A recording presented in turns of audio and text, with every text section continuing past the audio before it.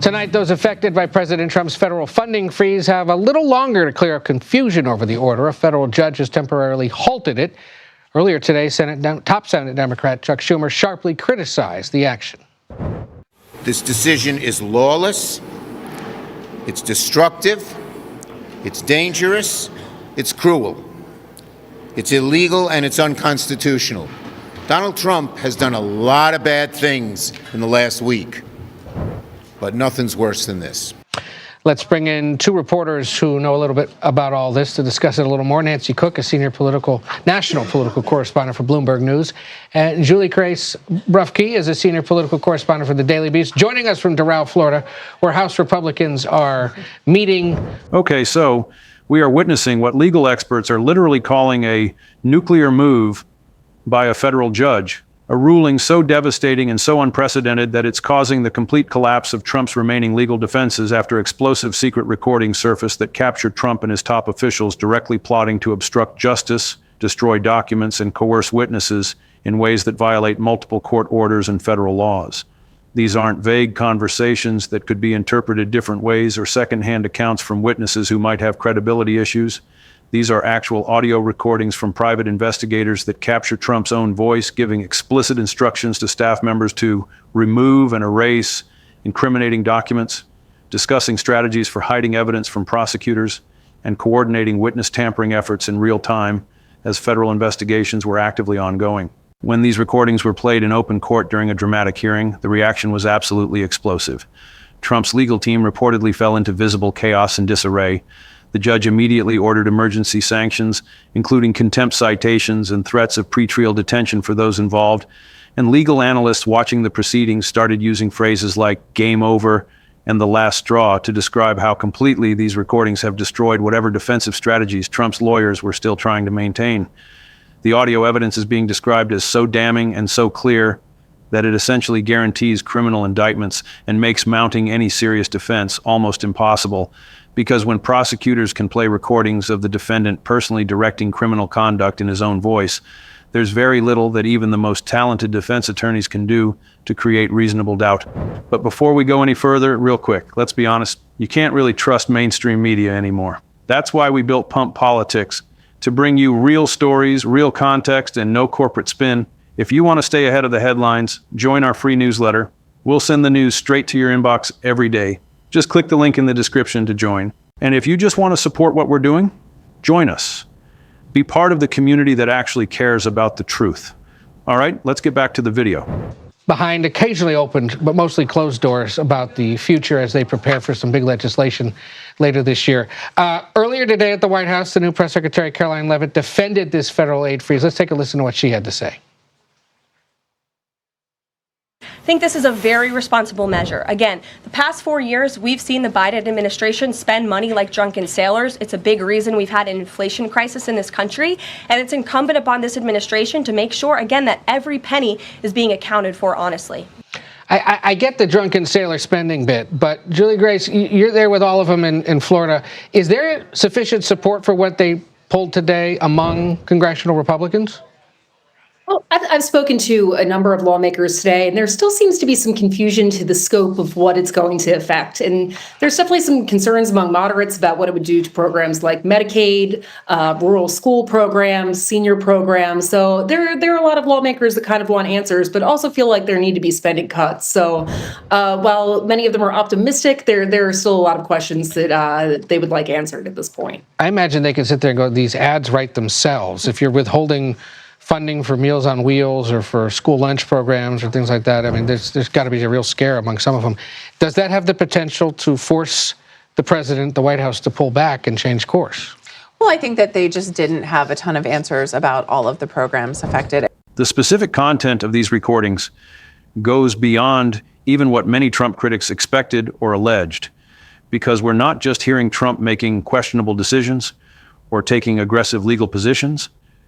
We're hearing him explicitly directing staff to engage in conduct that he appears to understand is illegal, discussing how to avoid getting caught, and in some cases acknowledging on tape that what they're doing violates court orders, but claiming it's necessary to protect himself from prosecution One particularly devastating segment apparently captures Trump telling aides to destroy specific categories of documents that prosecutors had explicitly ordered preserved, with Trump saying something to the effect of making sure the materials are completely gone and untraceable, language that makes it impossible to claim this was innocent document management or that Trump didn't understand what he was ordering people to do. Another recording allegedly captures discussions about witness tampering, where Trump and his advisors talk about what they need to tell certain witnesses to say or not say to investigators, crossing lines that even aggressive defense tactics normally avoid because the legal consequences of witness tampering are so severe. The fact that these recordings exist at all suggests either remarkable arrogance from Trump and his team, who thought they would never be caught, or desperation so extreme that they were willing to take enormous risks because they believed the alternative of letting investigations proceed normally would be even worse for them. The judge's response to hearing these recordings and reviewing the associated evidence has been described by multiple legal observers as one of the most aggressive exercises of judicial authority in a high-profile political case in modern history, immediately issuing contempt citations, threatening pretrial detention for obstruction, warning Trump's attorneys that they could face disbarment and criminal investigation for enabling or covering up illegal conduct, and making crystal clear that any further obstruction will be met with the most severe sanctions available, including arrest and imprisonment. When federal judges start threatening to jail defendants and their lawyers for contempt before trial even begins, it signals that they view the conduct as so egregious and so threatening to the integrity of the legal process that extraordinary measures are justified to prevent further obstruction. The judge's ruling apparently includes specific findings that Trump and his officials engaged in extraordinary misconduct that goes beyond normal litigation tactics or zealous advocacy into territory where they're actively trying to sabotage the judicial process and prevent courts from performing their constitutional function of administering justice. This kind of judicial language is remarkable because judges typically try to maintain at least some appearance of neutrality and avoid inflammatory characterizations. When a federal judge starts using terms like extraordinary misconduct and issuing nuclear-level sanctions, it reflects a conclusion that normal judicial restraint is no longer appropriate given the severity of the defendant's conduct. The political ramifications of these recordings and the judge's devastating response are cascading through Washington, with members of both parties describing this as the final unraveling of Trump's legal and political control, language that suggests even some Republicans who have been defending Trump or maintaining public neutrality are now concluding that the evidence has become so overwhelming that continued support is no longer tenable. We're seeing urgent calls for new congressional hearings, specifically focused on the conduct revealed in these recordings, with demands that Trump and his top officials testify under oath about who ordered the obstruction, who participated in it, and what they were trying to hide through their document destruction and witness tampering efforts. The impeachment proceedings that were already underway have been supercharged by these revelations, with Democrats arguing that the recordings provide definitive proof of high crimes and misdemeanors that require immediate removal from office, and even some Republicans privately acknowledging that the evidence makes Trump's position essentially indefensible. The fact that we're seeing bipartisan recognition that this represents a legal and political crisis of the highest order tells us that we've reached a point where normal partisan divisions may not be sufficient to protect Trump from accountability. When evidence becomes this clear and this damning, even loyal political allies start to calculate that their own futures may be better served by distancing themselves rather than going down with a sinking ship. Now let's examine the specific legal and evidentiary elements that make these recordings so absolutely devastating and why they represent what multiple experts are calling the collapse of Trump's ability to mount any credible defense, because understanding exactly what's on these tapes and how they were obtained is crucial to grasping why this moment is being described in such apocalyptic terms by legal analysts. The private investigator recordings apparently came from individuals who were either working directly for federal prosecutors as part of authorized investigations, or who were cooperating witnesses who recorded conversations with Trump and his associates as part of plea agreements or cooperation deals. Either way, the recordings were obtained legally and are fully admissible in court, which means Trump's lawyers can't challenge them on procedural grounds or argue that they should be excluded as fruit of illegal surveillance. The audio quality is apparently excellent, and the conversations are clear and unambiguous, with Trump's voice easily identifiable and the context making obvious what actions are being discussed and directed. This combination of legal admissibility, technical quality, and clear content makes these recordings the kind of evidence that prosecutors dream about but rarely obtain, direct proof of criminal conduct in the defendant's own words, without any need to rely on circumstantial evidence or witness testimony that could be challenged on credibility grounds. The specific instructions that Trump gives on these recordings about removing and erasing documents represent textbook obstruction of justice, because they show conscious intent to destroy evidence that's relevant to ongoing investigations and that courts have ordered preserved. Federal obstruction statutes make it a crime to knowingly destroy or conceal documents with intent to impair their availability in official proceedings, and these recordings apparently provide clear evidence of every element prosecutors need to prove. Trump knew investigations were ongoing. He knew documents were potentially relevant. He understood there were court orders requiring preservation, and he directed staff to destroy the materials anyway because he believed they were damaging to his case. The fact that Trump uses language about making documents completely gone and untraceable demonstrates consciousness of guilt and shows that this wasn't innocent document management, but deliberate destruction intended to prevent prosecutors from ever seeing what was in those materials. Defense attorneys typically try to create ambiguity about intent by arguing their clients didn't understand the legal requirements or didn't realize documents were important. But when you have recordings of the client explicitly discussing destroying evidence to avoid prosecution, those defensive arguments become impossible to make with any credibility. The witness tampering conversations captured on these recordings are equally devastating because witness tampering is one of the most serious obstruction offenses and can carry significant prison time, especially when it involves multiple witnesses and systematic efforts to coordinate false testimony.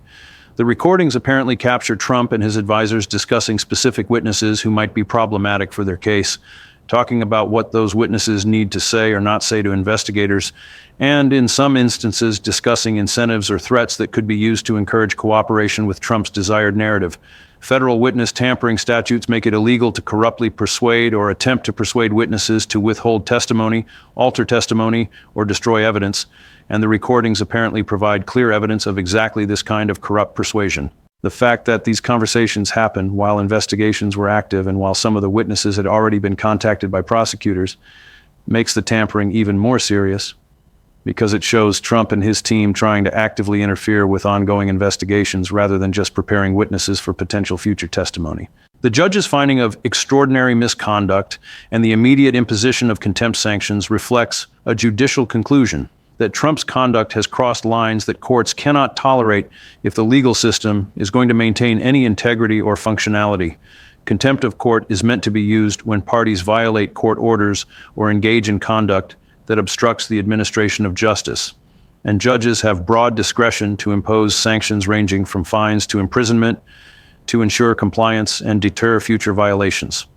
The fact that this judge moved immediately to contempt citations rather than just issuing warnings or lesser sanctions suggests a belief that Trump's obstruction is so systematic and so brazen that only the most severe consequences will be effective in stopping it and in protecting the integrity of the proceedings. The threat of pretrial detention is particularly significant because it means the judge is considering jailing Trump before trial even begins, something that typically only happens when defendants pose flight risks or when they've engaged in obstruction so serious that their continued freedom threatens the judicial process. The fact that a federal judge is even considering pretrial detention for a former president tells us everything we need to know about how seriously the court views this misconduct. The implications for Trump's attorneys and the potential that they could face disbarment or criminal investigation themselves add another layer of pressure and potential defection from Trump's legal team, because lawyers have professional and legal obligations that can conflict with client loyalty when clients are directing illegal conduct. Attorneys who knowingly help clients destroy evidence or tamper with witnesses can themselves be charged with obstruction and can lose their licenses to practice law, which means Trump's lawyers now face personal jeopardy if they continue to facilitate conduct that these recordings have exposed. We may start to see attorneys withdrawing from Trump's cases, refusing to follow directions that could implicate them in obstruction, or even potentially cooperating with investigators to explain what they observed and what instructions they received, all of which would further isolate Trump and deprive him of the sophisticated legal representation he needs to navigate these multiple prosecutions. The judge's warning that attorneys could face disbarment and criminal investigation is clearly intended to drive a wedge between Trump and his legal team by making lawyers understand that protecting Trump could cost them their careers and their freedom. The comparison that legal analysts are making to Watergate and the Nixon tapes is instructive because those recordings similarly provided smoking gun evidence of presidential wrongdoing that made continued denial impossible and that ultimately led to resignation to avoid certain impeachment and removal. The difference is that Trump has already been through multiple scandals and investigations that would have ended most political careers, and he's shown a remarkable ability to maintain support and avoid consequences despite conduct that in previous eras would have been disqualifying. Whether these new recordings represent the final straw that breaks through Trump's political immunity, or whether they're just another scandal that his base will dismiss and his party will ultimately overlook, remains to be seen. But the legal consequences appear much more certain than the political ones. Courts are moving forward with prosecutions and sanctions regardless of political calculations, and Trump will have to defend himself in criminal trials, where juries will hear these recordings and will have to decide whether his conduct was criminal. The political system might still protect Trump through partisan loyalty and base devotion, but the legal system is demonstrating that it has tools and authority to pursue accountability even when political mechanisms fail. So what happens next, and how do these explosive recordings and the judge's nuclear response actually translate into concrete legal and political consequences for Trump and his administration? Because obviously courtroom drama and devastating evidence only matter if they lead to actual accountability through convictions, removals, or other outcomes that impose real costs.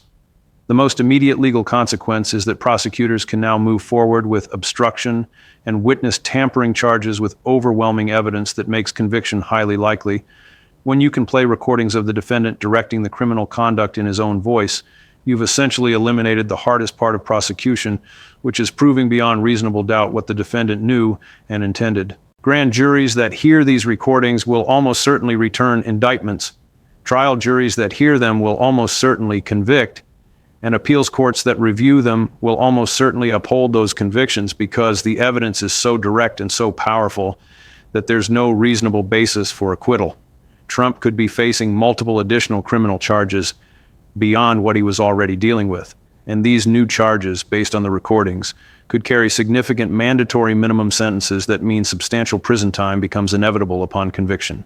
The contempt sanctions and potential pretrial detention that the judge has threatened or imposed create immediate practical consequences even before any trial happens, because contempt can result in daily fines that accumulate rapidly, restrictions on movement, and activities that interfere with business and political operations, and potentially actual imprisonment if Trump continues to obstruct or violate court orders. Judges have essentially unlimited authority to impose coercive contempt sanctions that continue until the defendant complies with court orders, which means Trump could face escalating consequences every day until he stops obstructing and starts cooperating with information requests and evidence preservation requirements. The threat of pretrial detention is particularly serious because it would mean Trump spends time in jail before being convicted of anything, just based on his obstruction of the judicial process. The political and psychological impact of seeing a former president held in custody would be enormous and would fundamentally change public perception about whether Trump is a political victim or a criminal defendant who deserves punishment. The impeachment proceedings that were already underway will now have access to these recordings as evidence, and Democrats will undoubtedly use them in hearings and floor debates to make the case that Trump's conduct clearly meets the constitutional standard of high crimes and misdemeanors requiring removal. The audio evidence gives House managers concrete, undeniable proof to present during Senate trial rather than having to rely on witness testimony or documentary evidence that Republicans might be able to dismiss or question. When senators hear Trump's own voice directing obstruction and witness tampering, it becomes much harder to vote for acquittal without essentially saying that such conduct is acceptable for presidents. Whether this evidence is enough to convince the two-thirds of senators necessary for conviction and removal depends on political calculations that go beyond just the legal merits, but these recordings certainly make the case for removal stronger and more difficult to dismiss than it was based on previous evidence. Some Republican senators who have been looking for political cover to vote against Trump may find that these recordings provide the justification they need to explain to their constituents why they felt conviction was necessary. The collapse of Trump's legal defenses and the chaos among his legal team that observers reported during the hearing suggests that we may see more attorney withdrawals, more difficulty recruiting competent counsel willing to take on these cases, and potentially more instances where Trump ends up without adequate legal representation at critical moments. Sophisticated attorneys who value their licenses and their reputations will be increasingly reluctant to represent someone whose conduct has been exposed as so clearly criminal and who has shown willingness to direct lawyers to engage in potentially unlawful conduct. The legal profession has ethical rules that prevent attorneys from facilitating client crimes or from continuing to represent clients who are using counsel to perpetrate frauds or obstructions. As Trump's legal team fragments and as quality attorneys become unwilling to take on his cases, his ability to mount effective defenses will deteriorate further, creating a downward spiral where legal defeats lead to attorney defections, which lead to more legal defeats in a cycle that becomes increasingly difficult to escape. The political calculations among Republicans about whether to continue supporting Trump or to start distancing themselves will be significantly affected by these recordings and by the judge's devastating response, because elected officials always have to weigh loyalty to political allies against their own electoral interests and their own legal exposure. Republicans who have been defending Trump or minimizing his conduct now have to explain to voters why they support someone whose own voice on tape demonstrates criminal obstruction. That becomes a much more difficult political position, especially for Republicans in competitive districts or states where moderate voters might be turned off by association with proven criminality. We may see more Republicans quietly stepping back from Trump, declining to appear with him at events, avoiding defending him in media appearances, or even explicitly calling for accountability if they conclude that continued association has become politically toxic. The speed and extent of any such Republican defection will be one of the key indicators of whether these recordings represent a true turning point or just another scandal that Trump's party ultimately weathers. The international reaction and the implications for America's global standing are also worth considering, because the spectacle of recordings exposing a former U.S. president directing criminal obstruction and witness tampering sends messages about American political dysfunction and about the challenges facing democratic governance. Allies who rely on American leadership and who have defended democratic values in partnership with the U.S. will be watching to see whether American institutions prove capable of holding Trump accountable, or whether the political system protects him despite overwhelming evidence of criminality. The answer to that question affects how much credibility America has when it lectures other countries about corruption, rule of law, and democratic accountability. Adversaries who want to undermine confidence in democracy and in American leadership will certainly use these revelations as propaganda to argue that the United States is no better than authoritarian regimes and that American democracy is failing. Whether that propaganda is effective depends partly on whether the U.S. demonstrates through these cases that the rule of law still functions and that even powerful political figures face consequences for criminal conduct. Looking at potential endgames, the most likely outcomes at this point seem to involve Trump facing multiple criminal convictions based on these recordings and other evidence, potentially serving prison time either before or after further political activities, and having his business empire and financial resources decimated through civil judgments and asset seizures that are already underway. The combination of criminal liability, financial collapse, and political isolation could mean that Trump's power and influence, which have seemed almost unshakable for years despite constant scandals, finally dissipate to the point where he becomes a diminished figure rather than the dominant force in Republican politics. Whether we're truly at that inflection point, or whether Trump somehow manages to survive even these devastating recordings, remains to be seen. But there's no question that we're witnessing a legal and political crisis of historic proportions, where fundamental questions about accountability and the rule of law are being tested in real time, with consequences that will shape American democracy for generations to come.